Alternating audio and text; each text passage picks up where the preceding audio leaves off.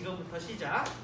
자, 우리가 이번 시간에 배울 내용은 중세시대인데, 중세시대는 그 전에 있었던 로마 시대와는 굉장히 다른 부분이 많이 있고요.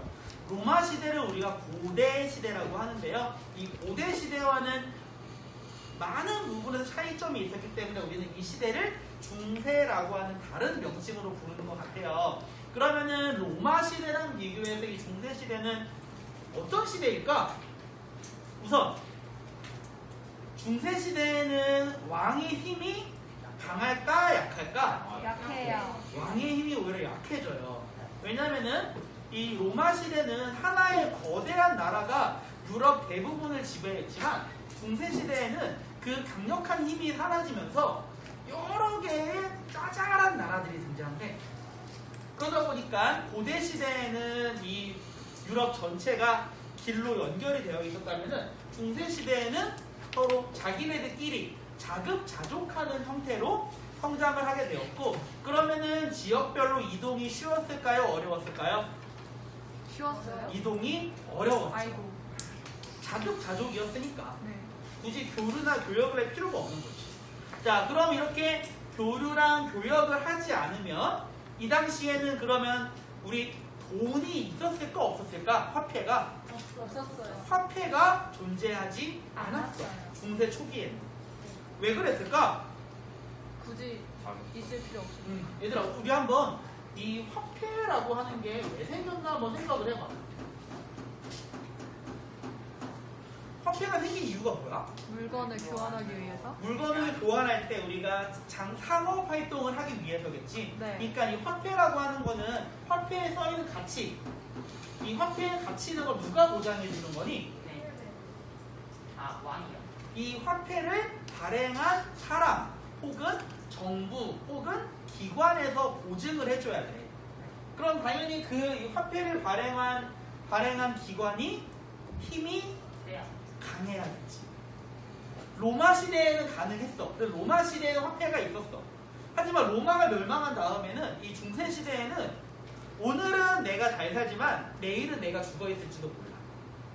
우리의 왕이 오늘은 저 사람이지만 내일은 다른 사람이 왕이 될지도 몰라. 불안정한 시대야. 불안정한 시대. 그럼 이 불안정한 시대의 사람이 화폐를 발행했어. 가치를 믿을 수가 없는 거지. 그리고 사람들 입장에서도 화폐를 만들면 일단 만들고 이게 1년 쓰고 사라지면 오히려 손해잖아.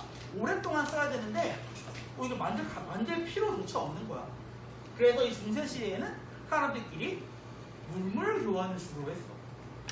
초창기에는, 중세 초창기에, 물론 나중에 중세에서 중세 중반 후반으로 넘어가면은 강력한 나라들이 등장하면서 화폐가 만들어지기는 해. 근데 초창기에는 그런 나라들이 없었어. 동로마 제국을 제외하고는 화폐도 없었고, 또한 이 시대에는 지역 간의 교류가 없던 시대야. 그리고 사회가 굉장히 혼란스러운 시대야. 그러면은 어떤 사람들이 제일 중요했을까? 싸우는 사람들이죠. 싸우는 사람들. 사회가 혼란스러워. 외적이 언제 쳐들어올지 몰라. 그럼 당연히 나를 지킬 수 있어야 돼.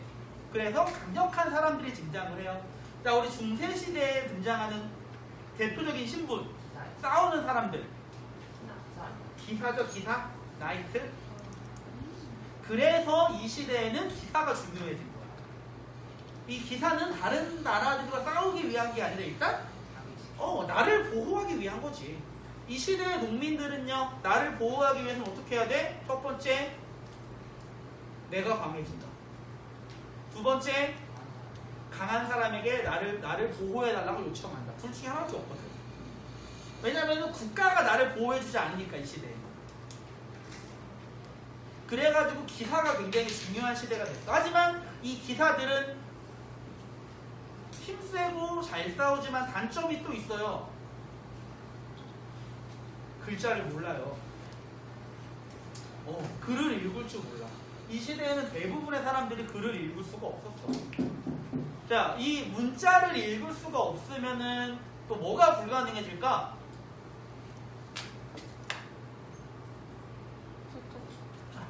아니지, 말은 할 수 있지. 우리가 글을 못 읽어도 말은 할 수가 있어. 하지만 글을 못 읽으면 뭐가 안 돼? 그치. 지식의 전달이 불가능해. 그러다 보니까 중세시대에는 지식을 얻을 수 있는 방법은 책을 읽을 수가 없으니까 다른 사람에게서 듣는 것밖에 없어. 하지만 원래 소문이나 이러한 것들은 사람을 거치면서 허구나 과장이 섞이게 되겠죠. 그래서 중세시대에는 정말 우리가 생각할 때 터무니없는 말도 안 되는 이러한 내용들이 굉장히 많이 나타나요.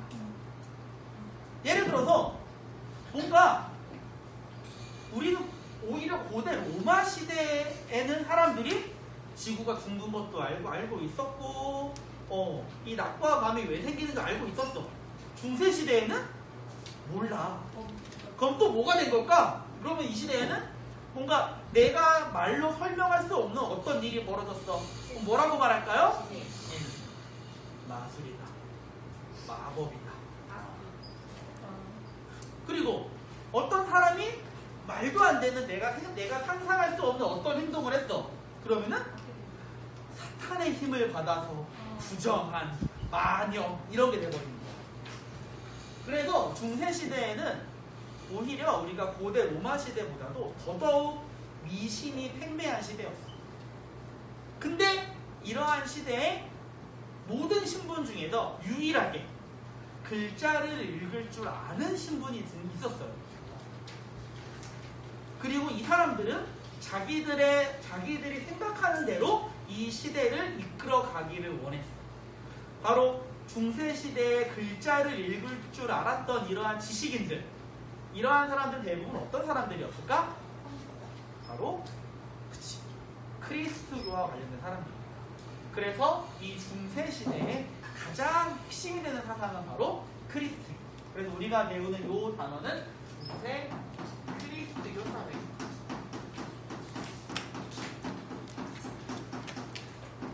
중세 크리스트교 사회. 그래서 우리가 지금 현재 전 세계에서 가장 많은 사람들이 믿는 종교, 결국 예수 그리스도의 종교야.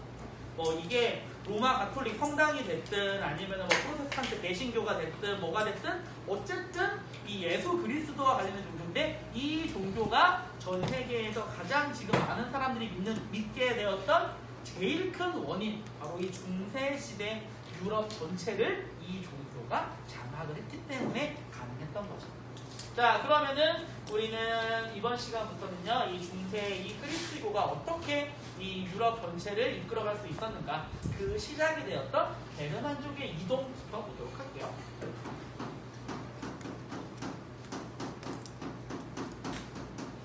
게르만족의 이동, 그리고 게르만족이 세운 나라 중에서 가장 강한 나라였던 프랑크 왕국, 요거까지 우리 이번 시간에 보도록 할게.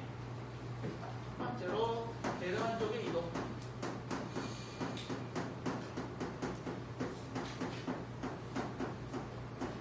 자, 게르만족은요, 우리 아까도 봤듯이 주로 북유럽에 살고 있었던 민족이야.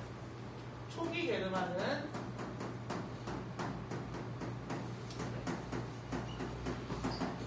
북유럽에서 뭐 하면서 살았을까? 북유럽에서 뭐 하면서 살았을까? 뭐 했을까, 이 사람들은? 목축과 수렵. 주로 사냥하고 말 기르고 양 기르고 수렵과 목축 생활을 했어.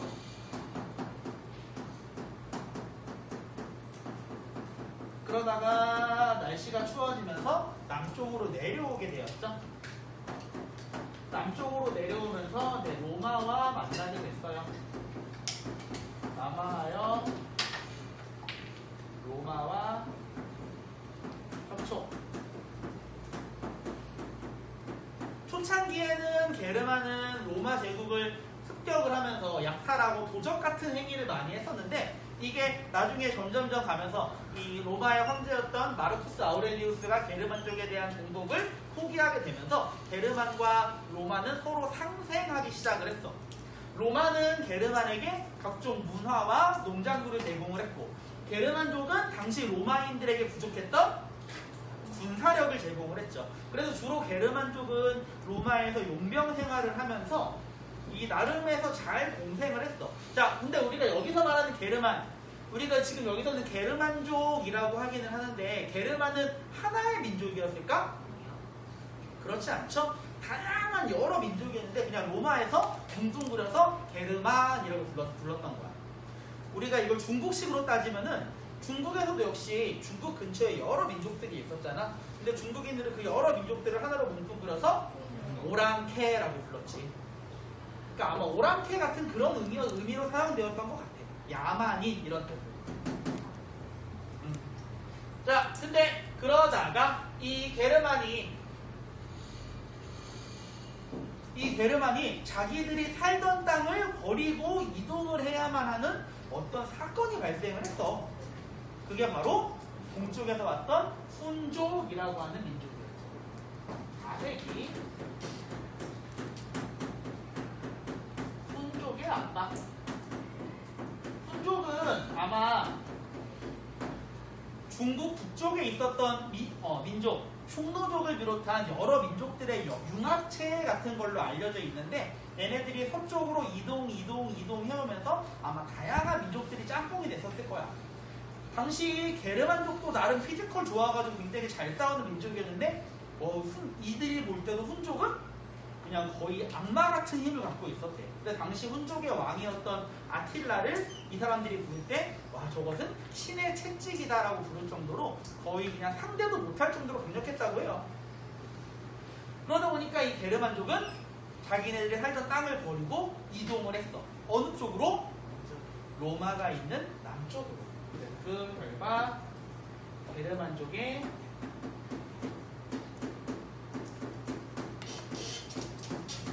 대이동이 발생을 해요. 그래서 뭐 일부는 이글랜드로 가고 일부는 프랑스 쪽으로 가고 일부는 남쪽에 로마가 있는 쪽으로 가고. 그래서 막상 이동을 하고 보니까 우리한테 월급을 주던 로마인들 서로가 와서 살다 보니까 얘네들이 우리가 생각했던 것보다 썩어 있는 거야, 나라가. 그래가지고 야, 우리한테 돈 주던 쟤네들이 이거밖에 안 됐어? 와, 저거 나도 할 수 있겠다. 그러다가 어떤 게르만족이 홧김에 자기한테 돈 주던 고용주를 죽여버린 거지. 그래가지고 어떡하지? 나 어떻게 될까? 아무 일도 일어나지 않아. 그래 보니까 서로 그럼 나도 이런 일이 벌어지면서 점점점 발전해서 결국 서로마 제국의 황제를 게르만족 용병 대장이 쫓아내는 일이 벌어졌어. 그 결과 서로마 제국이 멸망을 했고 여러 게르만족은 각각 자기들의 국가를 세우게 되었어요. 서로마 제국이 멸망을 했고요. 그래서 이때부터를 우리는 세계사, 특히 서양사 쪽의 입장에서 뭐라고 부르냐면은 중세시대라고 합니다. 이때부터를 일반적으로 중세의 시작이라고 불러요. 미들에이지. 그러니까 중세는 그 전에 있었던 시대와는 뭐가 달랐냐? 일단 중세시대에는 그 전에 로마 시대에 있던 하나의 거대한 나라가 없어지게 되고 짜잘한 지방 분권의 시대가 돼. 그러면서 이때는 사람들이 우리는 어떤 나라의 사람이라기보다는 우리는 어떤 지역의 사람이라고 하는 생각이 더 강해지게 되죠.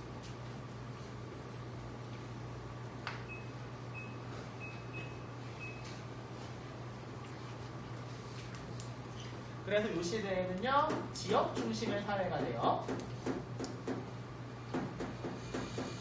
그래서 유럽에 우리가 알고 있는 국가가 생긴 게 생각보다 그렇게 오래 안 됐어. 그러다 보니까 우리는 지금도 유럽 사람들은 자기네들이 국가 어느 나라일까 보다는 우리는 어느 도시 사람인가를 좀 더 중시하거든, 유럽인들은. 그래서 유럽 축구팀들, 이 사람들은 월드컵 경기에 자기네들 국가대표 나가는 것보다 자기네 지역 클럽 축구 경기를 더 좋아해. 이게 유럽은 옛날부터 이렇게 지역 중심적인 사회였었기 때문에 1000년 넘게 자기네 마을끼리만 살았는데 나라가 우리는 뭐 국가이긴 하지만 별 국가에 대한 애국심 이런 건 별로 없는 거야. 자기네 지역만 있고. 자, 그리고 이 시대 사람들은 글자를 못 읽는다고 했죠? 대부분 글자를 읽을 수가 없었고요. 그리고 당연히 글자가 없으면 지식의 전달이 안 되면서 과학적인 사실 이런 것도 잘 몰라. 미신이 많던 시대야. 그러다 보니까 우리가 알고 있는 뭐 판타지 세계에 대한 내용들이 대부분 그 시대적인 배경을 보면은 요 중세 시대를 배경으로 하고 있어. 너희들이 잘 알고 있는 해리포터도 보면은 그 호그와트가 있는 그 시대적 사회적인 배경은 요 중세 시대야. 그치 얘들아? 네. 네. 그 해리포터에 나오는 그 시대가 그런 사람들의 생활이 중세 시대구나. 물론 마술이나 이런 게 없는 이런 곳에 사람들이 살았구나. 이런 식으로 생각을 하시면 될 것 같아요. 어쨌든 이렇게 해서 중세가 생겨났고요. 이러다 보니까 이 시대에는 사람들이 잘 몰라. 신을 많이 믿게 돼. 그래서 자연스럽게 중세 시대에는 종교의 권위가 올라가게 됐지.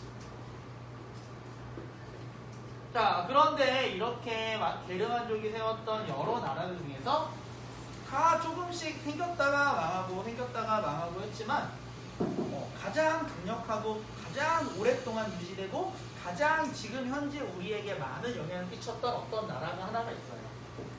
이 나라가 프랑크 왕국.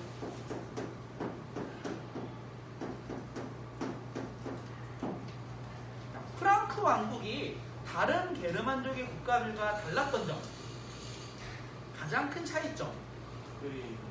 자, 우리 게르만족은 옛날 게르만족의 신화를 믿었어. 게르만족의 신화가 따로 있어. 게르만족의 신화 중에서 제일 유명한 신, 누구나 알고 있는 신, 마블의 주인공이기도 했던 토르야. 토르. 우리가 그 마블에 나오는 토르 한번 봐봐. 어떤 이미지니? 금발에 파란 눈에 백인에 잘생겼고 몸 좋고 천둥의 신이고 무기는 뭐야? 망치, 멸리르 망치. 이런 것들이 다 이 게르만족 북유럽 신화에 나왔던 모습이야. 토르의 아버지가 누구야? 오딘. 그럼 오딘의 아버지는 누굴까? 티르였었지, 티르. 그래가지고 이 티르, 오딘, 토르 연결되는 이것이 지금도 현재 남아있다고 했어요. 어디에 남아있다고 했었니? Wednesday, Thursday. 바로 우리가 알고 있는 요일. 요일이라고 했었죠. Tuesday, Wednesday, Thursday. 그리고 금요일은 그럼 뭐야? Friday. Friday. Friday는 어디서 따온 거라고? Priya. 북유럽의 신이었던 프리아. 그래서 이렇게 Friday, 금요일까지. 그럼 나머지 토요일, 일요일, 월요일은 뭐야? Saturn, Sun, and Moon. 세러데이는 로마 시대의 신이었던 사투르누스에서 따온 거고, 썬데이는 해. 태양, 태양. 먼데이는 달. 달에서 따온 거죠. 자, 이렇게 이러한 게르만족의 이러한 신화가 지금까지도 우리에게 영향을 끼치고 있는데, 이 프랑크 왕국은 그러한 게르만족의 신화 대신 이 당시 사회 지식인들이 믿고 있었던 어떤 종교로 개종을 했어. 크리스티교. 그 중에서도 로마인들이 믿던 로마 가톨릭으로 개종을 한 거야. 이게 클로비스라고 하는 왕이었고요. 클로비스 때 로마 가톨릭으로 개종을 해. 자, 이것은 이 당시 사람들, 특히 옛날 로마 제국이, 아직까지도 옛날 로마 제국의 환상에 잡혀있는 사람들한테 굉장히 큰 의미를 가져오게 된 거야. 이 게르만족도 전부 다 저 야만인들 이러고 있다가 근데 이 야만인은 다른 야만인하고는 다르네? 우리의 신을 믿는다고 하네? 좀 개념이 잡힌 야만인이구나, 이게 되는 거지. 그래서 당시 지식인들이 이 프랑크 왕국은 인정을 해주는 거지. 그러니까 이러한 사회적인 체제, 그러니까 원래 이 전에 게르만족 국가는 무슨 뭐 관리 체제니 법이니 이런 게 아무것도 없었어. 글자를 못 읽는데. 근데 이 글자를 읽을 줄 알고 똑똑한 사람들이 요 프랑크 왕국 밑으로 들어가니까 체제가 잡히는 거지, 나라의 체제가. 그리고 클로비스 이후의 사람들도 역시 이 크리스트교를 도와주는 게 우리한테 좋구나라는 것을 깨닫게 돼요. 그래가지고 프랑크 왕국의 이 이후의 왕들은 당시 크리스트교에서 제일 높았던 사람, 로마 가톨릭에서 제일 높았던 사람이 누구였을까? 교황을 위해서 여러 가지 일을 해줘. 이때는 이슬람교가 생겨가지고 이슬람교 세력이 유럽으로 쳐들어왔을 때였어. 근데 당시 프랑크 왕국의 궁제였던 카롤루스 마르텔이라는 사람이 이슬람교의 침입을 격퇴했대.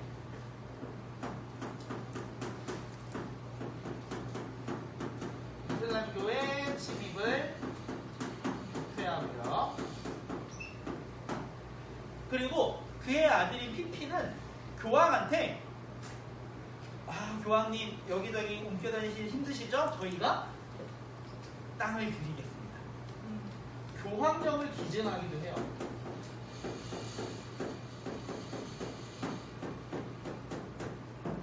그러다 보니까 교황 입장에서는 이 야만인들 너무 이뻐. 나한테 너무 잘해. 나한테 너무 좋은 것 같아. 그리고 또 때마침 이때쯤에 무슨 일이 벌어지냐면은 기존에 있었던 동로마 황제랑 이 서쪽에서 교황이랑 서로 사이가 안 좋아져. 요거는 나중에 배울 건데, 이 서로가 이 로마의 교황이 안 그래도 지금 저 황제가 마음에 안 들어. 황제한테 독립을 하고 싶어. 근데 나는 물리적인 힘이 없어. 그럼 어떻게 할까? 이쁜 얘네들한테 얘네들의 힘을 내가 빌려야겠다는 생각을 한 거지. 자, 이 당시 프랑크 왕국의 왕이 누구였냐? 카롤루스라는 사람이었어. 이 사람은 대제라고 불리는데, 얘는 진짜 이 지극히 독실한 이 크리스트교 신자야. 그래서 얘는 전쟁을 통해서 영토를 확장하고, 그러면서 이 자기가 개척한 영토에다가 교회를 만들어. 그러면서 그리스도를 믿어라. 크리스트교를 전파하기도 했어.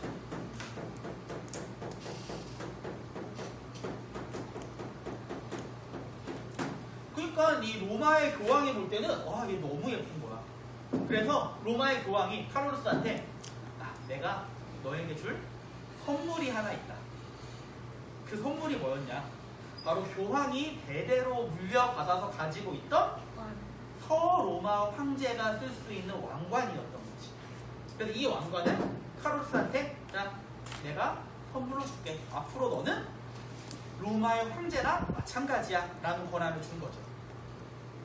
그래서 교황이 서로마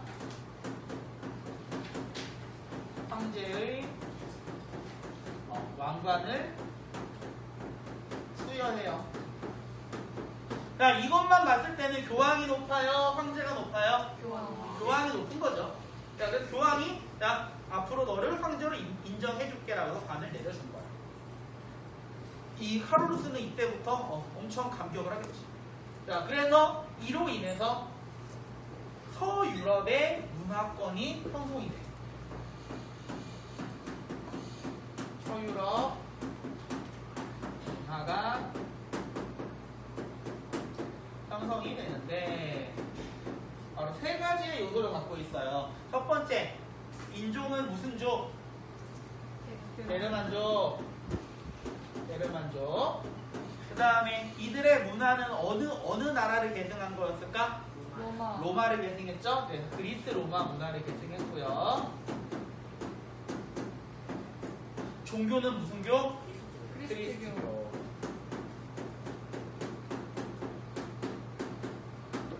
그래서 게르만의 전통과 그리스 로마 문화와 크리스트교 합쳐진 서유럽 문화가 그때부터 형성이 되는 거죠. 이 중에서 제일 중요한 건 뭐였을까?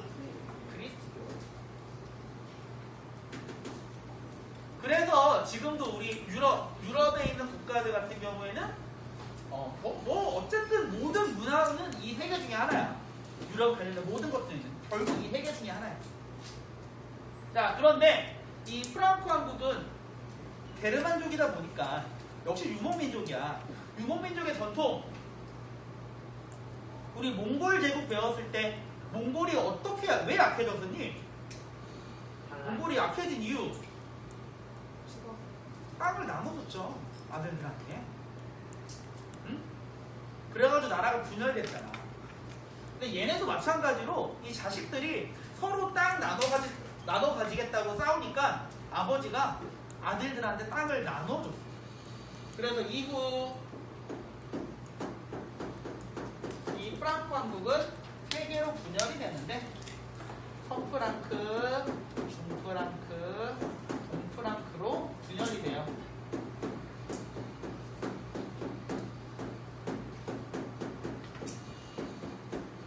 그래서 이 서프랑크, 중프랑크, 동프랑크는 각각 지금 우리가 알고 있는 어떤 세 개의 나라의 기원이 돼요. 서프랑크는 프랑크의 이름을 그대로 이어받은 프랑스가 되고, 중프랑크는 프랑스 남쪽에 있었던 나라 이탈리아가 되고요.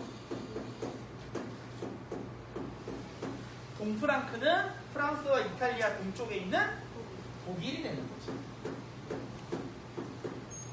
그러다 보니까 이 카롤루스는 프랑스의 조상이자 이탈리아의 조상이자 독일의 조상이 돼요. 그리고 이때 게르만족이 쓰던 문자가 변형이 돼가지고 지금의 영어, 프랑스어, 독일어 등등등등이 되는 거예요. 그래서 이 카롤루스라고 하는 사람은 나라에 따라 부르는 이름이 달라요. 이 카롤루스는 라틴어, 이탈리아식 표현이고요. 프랑스에서는 이 사람을 뭐라고 불렀냐면은 샤를. 대제를 이 매그너스인데 마뉴라고 하고, 그래서 이 사람을 프랑스어로는 샤를 마뉴라고 부르고요. 독일에서는 이 샤를이 카알이 돼. 카를로스가. 그래서 독일어로는 카알이라고 부르고, 나중에 스페인 쪽에서는 카롤루스가 뭐가 될까? 스페인 쪽에서는 카를로스가 되고요. 영어로는 찰스가 되는 거예요. 그러니까 찰스, 샤를, 카르, 카를, 카롤루스, 카를로스 다 이 사람의 이름을 딴 거야. 자, 이렇게 서양의 이름은 똑같은 이름에서 이렇게 자기네들 발음으로 여러 개로 갈라진 경우가 되게 많아. 그래서 이 서양인들의 대표적인 이름은 성경에 나오거나 아니면은 중세 유럽에서 사용됐던 이름이거나 둘 중에 하나인 경우가 대부분이에요. 자, 그러면 우리는 이 프랑크 왕국 여기까지만 배우고요. 다음 시간에는 이렇게 게르만족이 한참 서유럽에서 난리를 피우고 있을 때 아직까지도 여전히 살아남아 있었던 로마, 동로마에 대해서 배워보도록 할게요.